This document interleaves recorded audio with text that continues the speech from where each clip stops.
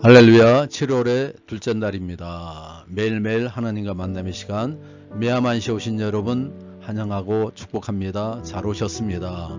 날이 너무 더워서 물에 뛰어들고 싶어요. 그죠? 여러분도 그렇죠?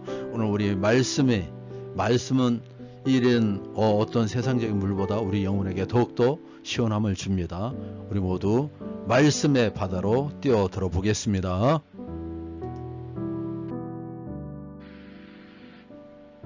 함께 나누실 말씀은 요한계시록 1장 9절에서 20절을 본문으로 영광의 주님을 바라보니 라는 제목으로 말씀을 나누겠습니다. 요한은 예수 그리스도를 믿는 믿음으로 또 마지막 남은 사도로서 밤모섬에 유비되어 있었습니다. 고난과 외로움의 그 섬에서 그는 놀랍고 찬란한 모습으로 나타나신 예수님을 만납니다. 성령의 감당으로 열린 그의 눈에 비친 주님은 이전에 걸었던 땅 위에 그런 모습이 아니었습니다. 불꽃과 같은 눈과 칼 같은 입, 해같이 빛나는 얼굴을 지닌 영광의 주님이셨습니다.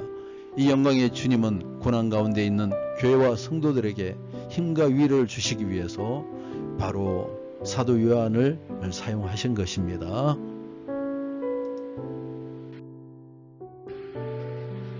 자, 9절에서 11절 보겠습니다. 나 요한은 너희 형제요 예수의 환난과 나라와 참음에 동참하는 자라 하나님의 말씀과 예수를 증언하였으므로 말미암아 밤모라는 섬에 있었더니 주의 날에 내가 성령에 감동되어 내 뒤에서 나는 나팔 소리 같은 큰 음성을 들으니 이르되 내가 보는 것을 두루마리에 서서 에베소, 서모나, 버가모, 두아디라, 사데, 필라델피아, 라우디게아의 등 7교회에 보내라 하시기로. 이 본문에서 하나님은 어떤 분이십니까? 성령으로 그리스도의 음성을 듣게 하시고 무슨 일을 어떻게 해야 할지 가르치십니다. 요한의 새하고 갇힌 몸의 모든 감각을 열어주셔서 하나님의 하실 일을 생생하게 감각적으로 느끼게 하십니다.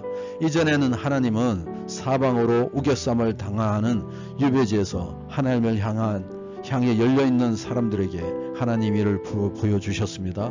보는 이 복이 있다고 하신 주님의 말씀처럼 하나님이 매일 성경을 읽는 우리의 눈을 열어주셔서 그리스도의 장엄한 모습을 볼 수 있기를 기도합니다. 우리 주님은요 정말 찬란한 분이십니다. 위대하신 분이십니다. 영광의 주님이십니다. 13절에서 16절 봉독해 드립니다. 촛대 사이에 인자 같은 이가 발에 끌리는 옷을 입고 가슴에 금띠를 띠고 그의 머리와 털에 희가 흰 양털 같고 눈 같으며 그의 눈은 불꽃 같고 그의 발은 풀무불에 단련된 빛난 주석 같고 그의 음성은 맑은 물소리와 같으며 그의 오른손에 7별이 있고 그 입에서 자위에 날쌘 금이 나오고 그 얼굴은 해가 힘있게 비치는 것 같더라. 예수 그리스도의 영광스러운 모습을 보여주십니다. 하나님은 어떤 분이십니까? 억압과 고난의 시간을 견디는 성도가 위축되지 않도록 그들을 지키시는 분이십니다.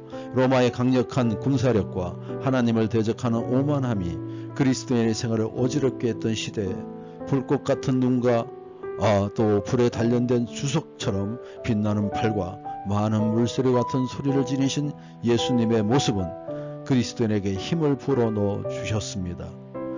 오른손에 7뼈를 지시고 입에는 예리한 칼이 나오고 얼굴은 해같이 빛나는 주님의 모습은 성도에게 주눅들지 않고 우뚝 서 얼굴은 해같이 빛나는 주님의 모습은 우뚝 서 일어설 수 있는 근거가 되었습니다. 계시록의 묵상을 통해 예수님의 강력한 임재를 확인하며 오늘 우리 삶에도 힘찬 변화가 있기를 원합니다.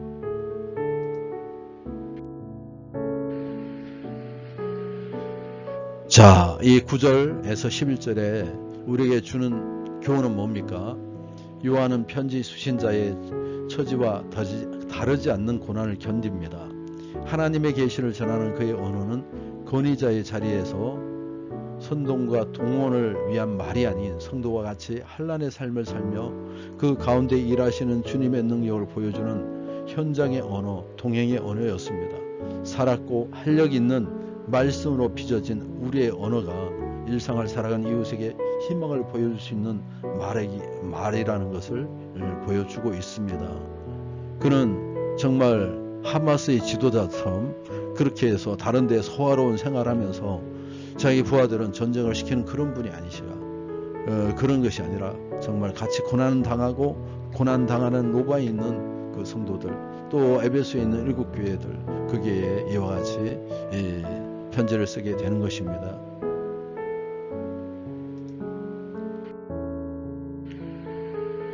(12절) 봉독해 드립니다. 몸을 돌이켜 나에게 말한 음성을 알아보려고 돌이킬 때 7 금촛대를 보았는데, 오늘 이 본문에서 우리에게 주는 교훈은 뭡니까? 요한은 주의 사랑받은 제자였지만 영화롭게 되신 주님의 음성이 달라져서 혹은 노인의 몸으로 받은 박해를 견디며 기력이 쇠해져서 주님의 음성을 바로 알아듣지 못했습니다. 그래서 말씀의 출처를 정확히 확인하려고 했습니다. 허투루 듣고 함부로 믿지 않으라는 조심성이 있음을 볼 수가 있습니다. 확실히 확인하려는 신중함이 그 안에 있죠. 우리 무턱대로 따라가는 것이 아닙니다. 정말 주님이 그러한가 우리가 검증을 해봐야 됩니다.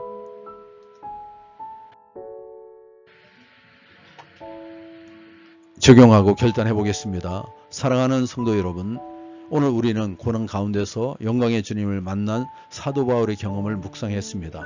그분은 불꽃 같은 눈으로 우리의 마음을 감찰하시고 오른손에 교회를 붙드시며 해같이 빛나는 얼굴로 우리를 일으키십니다. 이제 우리에게 필요한 것은 단 하나입니다. 눈을 들어 영광의 주님을 바라보는 것입니다.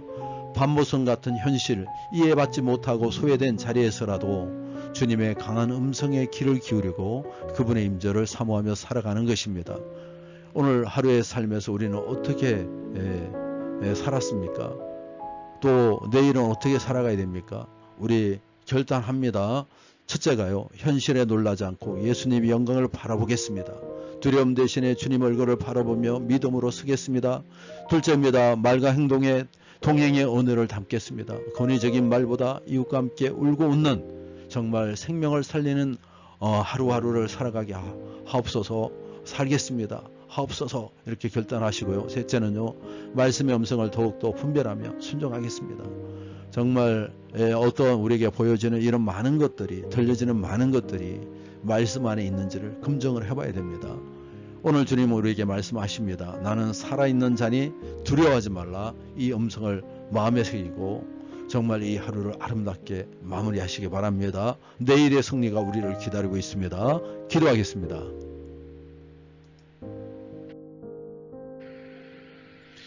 사랑의 하나님, 반모성과 같은 외로운 현실 속에서도 저희의 눈을 열어 영광의 주님을 보게 하옵소서.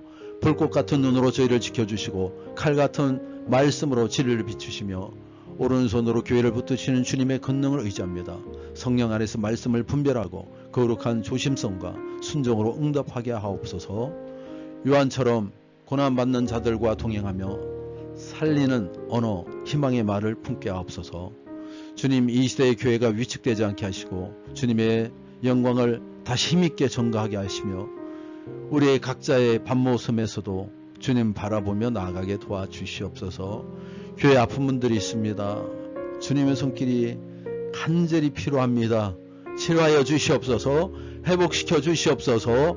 교회 성전 이루게 하여 주시고 부흥을 이루게 도와주시옵소서. 한 사람 한 사람을 하나님의 사람, 하나님 나라를 위한 일꾼으로 삼게 도와주시옵소서. 오늘도 역사하시는 우리 주 예수 그리스도의 이름으로 기도합나이다. 아멘.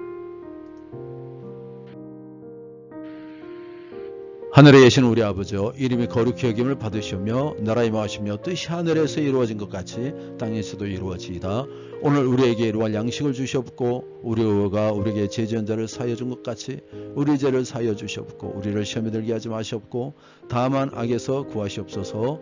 나라와 근세와 영광이 아버지께 영원히 쌓나이다. 아멘.